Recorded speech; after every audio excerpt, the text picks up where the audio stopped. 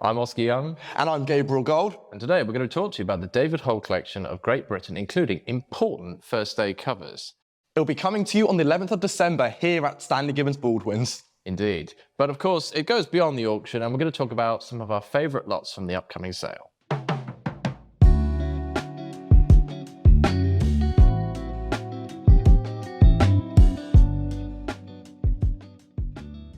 So the first lot that we're going to talk about from this upcoming set is probably the ultimate first day cover, and that is, of course, a penny black used on first day, which was the 6th of May in 1840. And it's a particularly nice example, wouldn't you agree? A very nice example indeed. Of course, we've got a very clear profile on the stamp with a very nice red Maltese cross. And of course, I won't turn it around because we have the illustration at the top here of the actual original album page for this stamp, which confirms with a Liverpool date stamp the 6th of May date on there as well. That is a cracking item, wouldn't you agree? It'd be hard pushed to find a finer one. Indeed, indeed. And there's only a fair few of these out there in the world, so if you want one, I'd start saving if you want a penny black used on first day.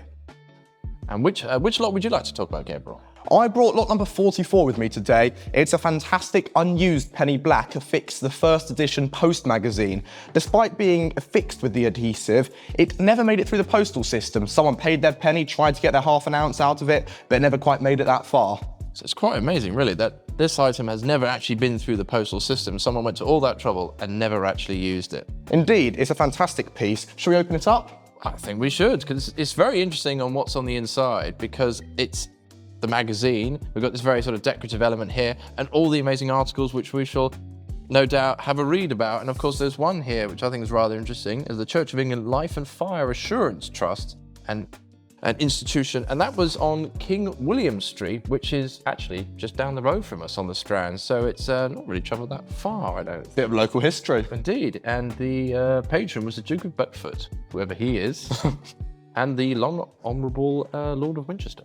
So lot 92 in the upcoming wholesale is a rather special one, I think, because it's actually only one of two covers known. Now, of course, when you see it, it doesn't look that particularly spectacular, does it? I'm sure you would agree on that. No, just a standard combination franking. Indeed, yep. A very nice 5-colour franking, but the stamp that's actually important on here is not one you might expect. It's actually this one, the 7-penny. The 7-penny was a stamp that came up quite late during Edward VII's reign and wasn't used that much. It's actually quite a scarce stamp used and used on cover. What makes this one particularly special is this is actually a first day of issue. Well, the original first day was meant to be the 4th of May, and however, it was delayed until the 7th of May. And so, of course, this one came out on the 7th of May and was used within London, used in Kensington. And of course, is one of only other two known examples of this particular cover. And it's rather nice, isn't it? Indeed it is. So never judge a cover by its cover, you might say, on that one. And we look forward to seeing how this one performs on the day. Next up is lot 159, my personal favourite lot of the sale.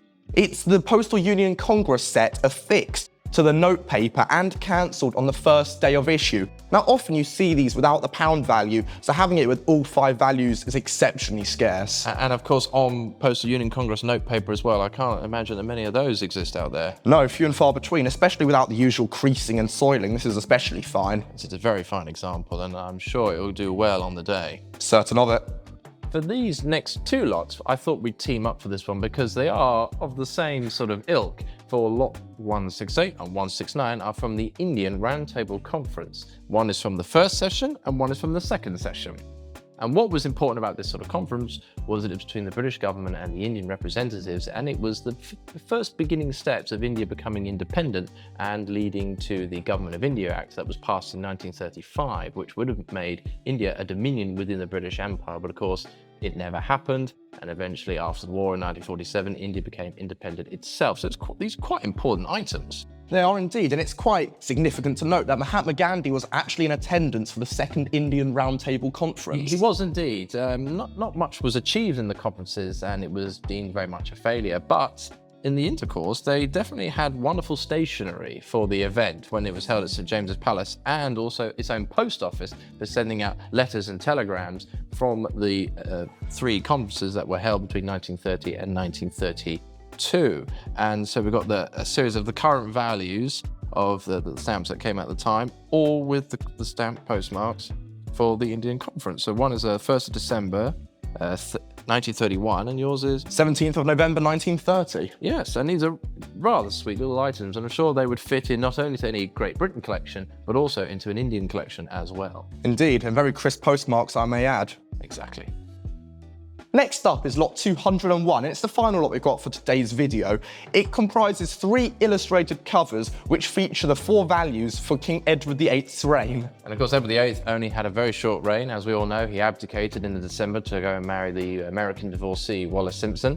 And only 4 stamps were ever issued during the course of his reign, those being the halfpenny, the penny, the 3 halfpence, and the twopenny halfpenny. And all 4 of them are illustrated on this set of 3 covers. And what's rather nice about these set of covers is they're hand illustrated in watercolour, and they depict Buckingham Palace. And they're really rather sweet. Isn't that fun?